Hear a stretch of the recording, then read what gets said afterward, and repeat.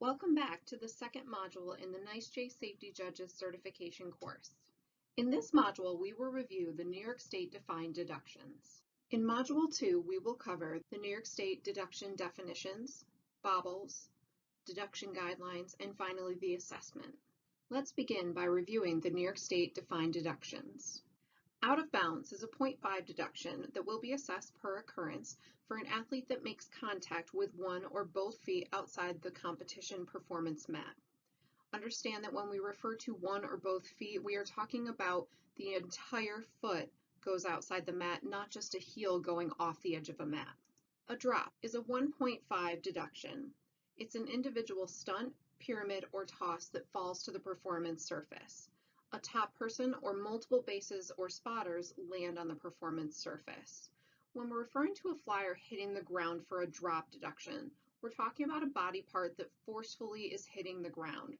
So if a flyer cradles and she's unable to keep her legs up and they gently touch the ground, that would not be considered a drop. Drop should also not include the brush of a hand on the floor during a dismount. This does not meet the criteria of forcefully hitting the ground. A fall is a 1-point deduction, an individual stunt or pyramid that clearly comes down to a cradle or dismount early. This includes a base or spotter dropping to the floor during a cradle or dismount. A bobble is a 0.25 deduction for stunts and pyramids that almost fall but are saved. This can include excessive correction by the bases. It also includes knee or hand of bases touching the ground during the cradle or dismount. Pyramid collapse is a 4-point deduction. This involves connected stunt groups in a pyramid that fall to the performance surface. Top person or multiple bases from stunt groups landing on the performance surface.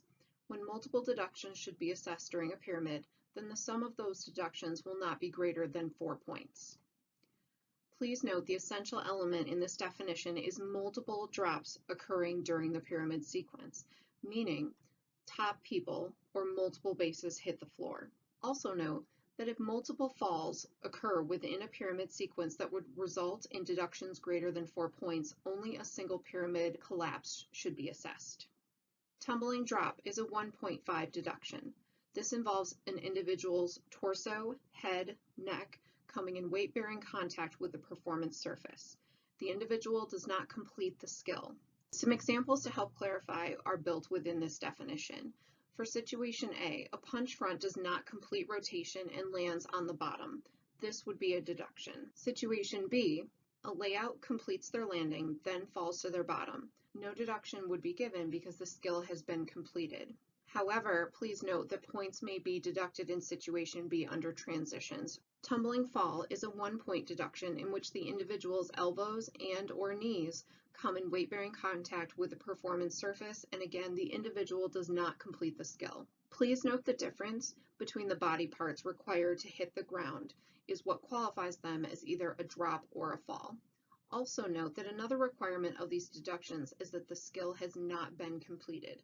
If the skill has been completed, it should fall under the panel's execution for that tumbling skill.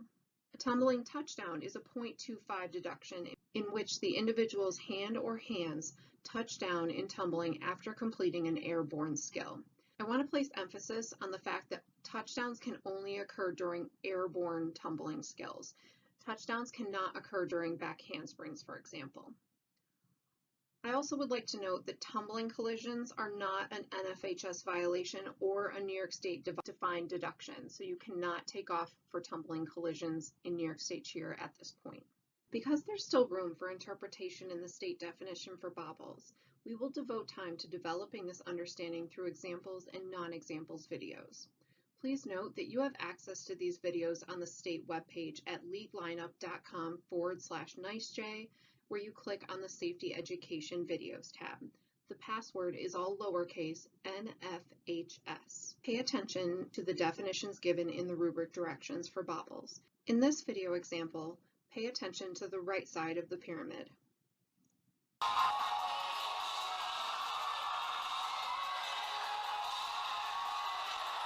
You can see that the stunt on the right almost fell but was saved by the bases. This is considered an example of a bobble. In this example, watch the stunt group just to the left of center.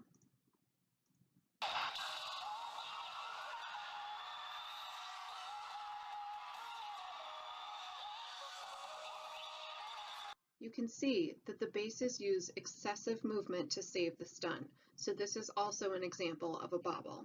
In this example, pay attention to the pyramid on the left side.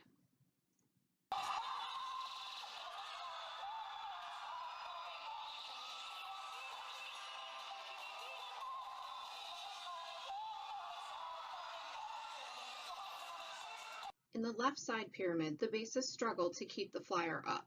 Although there is very little effort by the flyer, it counts as a bobble for excessive base movement to save the stunt. So this is also an example of a bobble. In this example, pay attention to the one-man stunt on the right-hand side.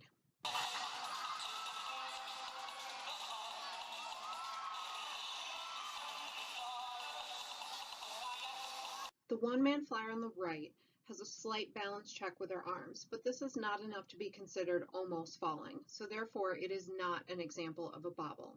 In this example, pay attention to the center stunt.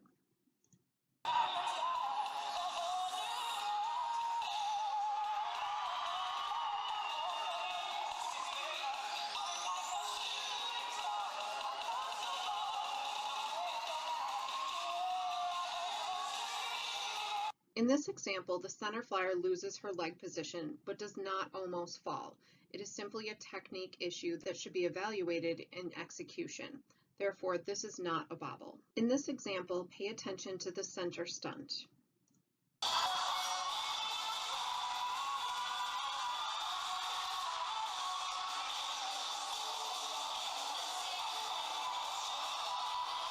In this example, the center stunt, the flyer is going to fall and is only saved by the extremely tall male backer who keeps her up.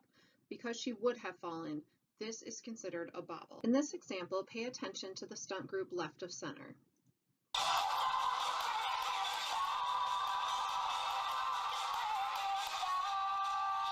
In this example, the flyer loses her leg position because she bends her knee, which is a technique issue, and therefore should be evaluated under execution. This is not an example of a bobble. In this next section, we will cover deduction guidelines to give some more detail and directions on the New York State defined deductions. When a bobble or touchdown turns into a fall or a drop, deduct only for the fall or a drop. Let's take a look at a video example. In this video example, focus on the stunt to the right.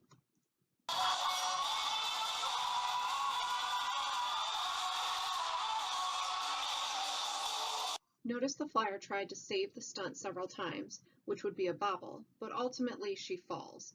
In this case, you would only assess for the fall. When a one-leg stunt falls and the flyer brings her free leg back down to the ground, it should not be assessed as a drop, just a fall, because the natural instinct for the flyer is to bring that free leg back down to the ground. Let's take a look at a video example. In this example, pay attention to the center stunt.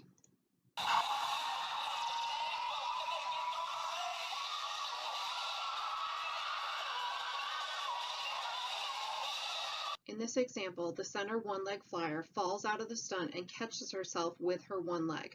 This is a fall, not a drop.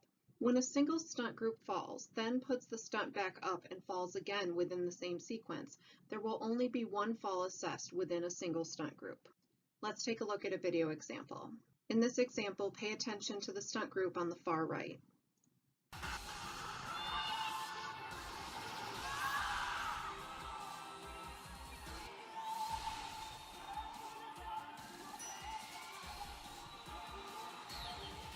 In this example on the far right, they first fall, and then within the same sequence they try to regroup and put the stunt back up again, only to have it fall again.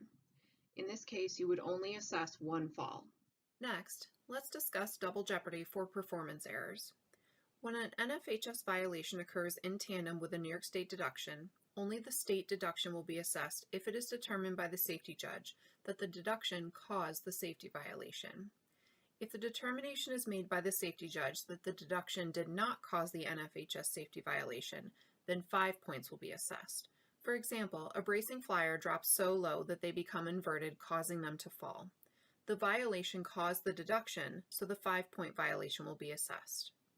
Some more examples include, if someone is completing a tumbling pass with a full and they step out of bounds, this will be a 0.5 deduction, not the safety violation. A top person holding a sign with sharp edges dismounts early to a cradle or falls. which is 373B. They will get a 1-point deduction for the fall, not the safety violation, because the deduction of a fall caused the violation to occur.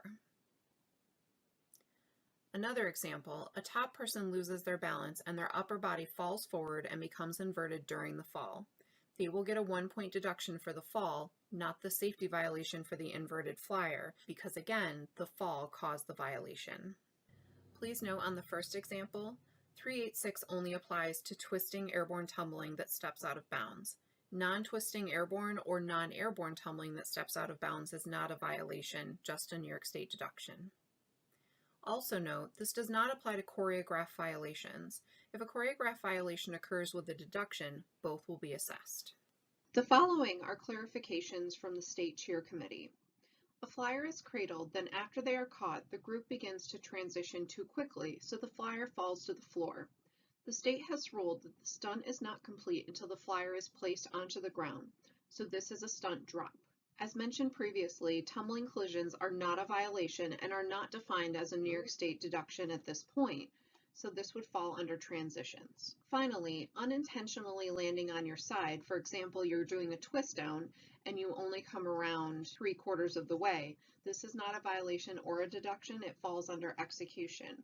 However, please note that if someone was doing a twist down and they only made a 180-degree turn and landed in a prone position, this would be an NFHS violation. Finally, let's discuss out of bounds in more detail. As stated previously, to count as a step off, at least one of the athlete's entire foot must be off the performance mat. Judges will assess deductions anytime a participant steps off the mat regardless of the size, with the exception of when a participant goes off the mat due to illness.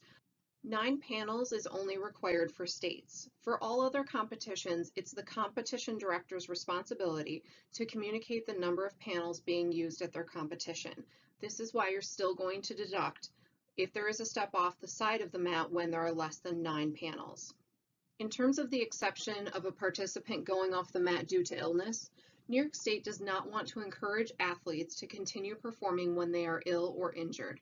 Therefore, no deductions will be given for participants that become ill and step off the mat, even if it occurs multiple times within a routine. At this time, please click on the link directly below this video and take the Module 2 assessment. On the link at the bottom of the modules page, you have the opportunity to submit questions that will be answered during the live training sessions being held across the state. In the next module, we will review and clarify many NFHS rule violations.